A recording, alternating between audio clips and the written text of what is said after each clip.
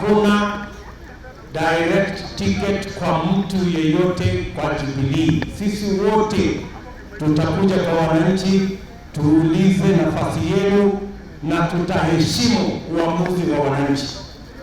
Kutoka kiti ya MCA, kiti ya bunge, senator, governor, kiti ya rais, sisi wote tuko tayari kama wanademokrasia kushindana na kuheshimu uamuzi wa uchaguzi wa wananchi.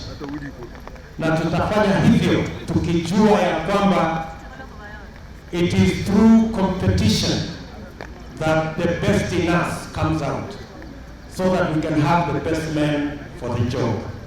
Na kwa hivyo mimi nataka niwaulize nyinyi wote, and I am asking specifically the Jubilee family, that as a democratic party that believes in open, transparent competition, each one of us is going to compete for whatever position we are looking for, and to kick off the process early next year.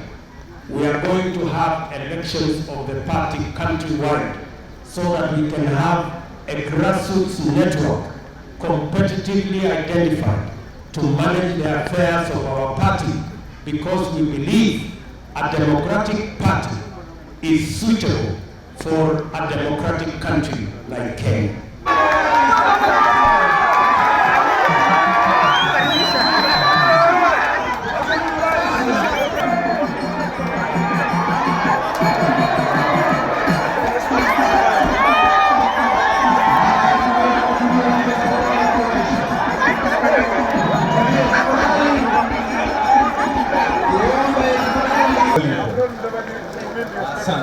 This is my son. Hey, Sonny! Sinzi, where is Sinzi? Aya, asante. Tuweze kutulia tafadhali popote mlipo. Kwa nafasi hii niweze kupatiana kanisa iweze kuendesha ratiba ambayo imesalia. Kanisa iko tayari. Nichukue nafasi hii nimkaribishe chief wetu katika jamii.